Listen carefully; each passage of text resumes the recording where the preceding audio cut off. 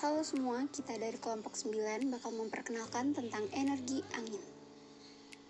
Topik bahasan kita ini bakal kita bagi 3 menjadi pengertian energi angin, konversi energi angin, dan potensi energi angin. Yuk kita mulai pembahasannya. Pertama, apa sih energi angin itu? Energi adalah kemampuan sesuatu untuk menghasilkan kerja. Sementara angin adalah udara yang berhembus atau udara yang bergerak. Bagaimana angin ini bisa terbentuk? Jawabannya adalah karena adanya perbedaan tekanan udara.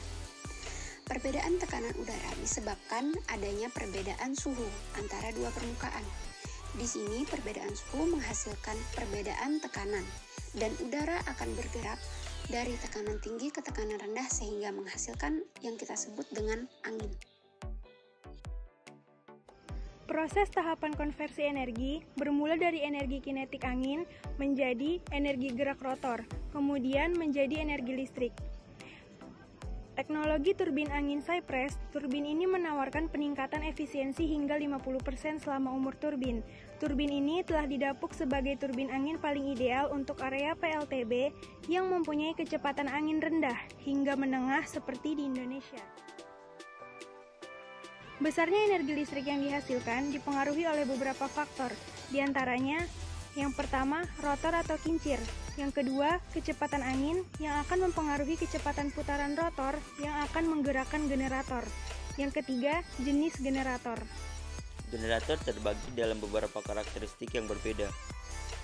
Generator yang cocok untuk sistem konversi energi atau SKEA adalah generator yang dapat menghasilkan arus listrik pada putaran rendah. Yang dimaksud dengan generator penghasil listrik rendah adalah generator AC yang bisa kita sebut dengan alternating current. Apa sih yang dimaksud dengan generator? Generator adalah mesin yang dapat mengubah tenaga mekanis menjadi tenaga listrik melalui proses induksi elektromagnetik. Bagaimana dengan prinsip kerja generator AC? Perlu kita ketahui bahwa generator AC bekerja berdasarkan atas prinsip dasar elektromagnetik. Potensi energi angin di Indonesia.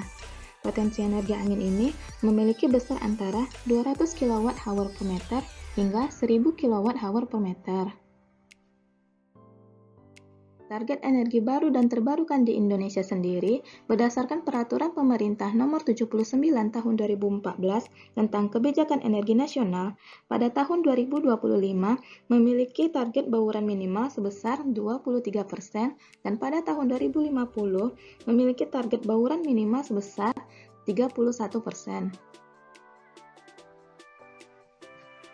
Untuk kapasitas PLT angin, pada tahun 2025, PLT angin memiliki target PLT yang terpasang adalah sebesar 255 MW. Sedangkan hingga tahun 2020, PLT angin yang terpasang baru sekitar 135 MW. Dengan demikian, pengembangan energi angin di Indonesia masih menjadi tantangan nasional.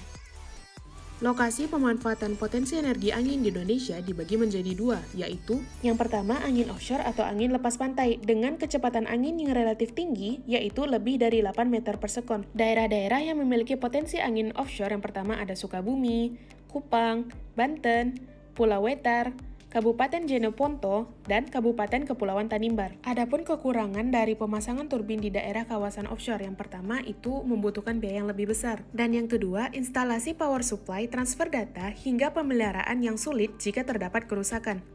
Potensi angin yang selanjutnya yaitu angin onshore atau yang biasa kita kenal dengan angin darat. Kawasan ini memiliki kecepatan angin 6-8 meter per sekon. Beberapa daerah yang memiliki potensi angin offshore yang pertama ada pesisir selatan Pulau Jawa, Sulawesi Selatan, Maluku, dan juga Nusa Tenggara Timur. Adapun kekurangan dari kawasan angin onshore yaitu tempat atau lokasi pemasangan turbin harus benar-benar diperhatikan karena dapat menyebabkan perbedaan kecepatan angin yang cukup signifikan. Sekian dari kelompok kami.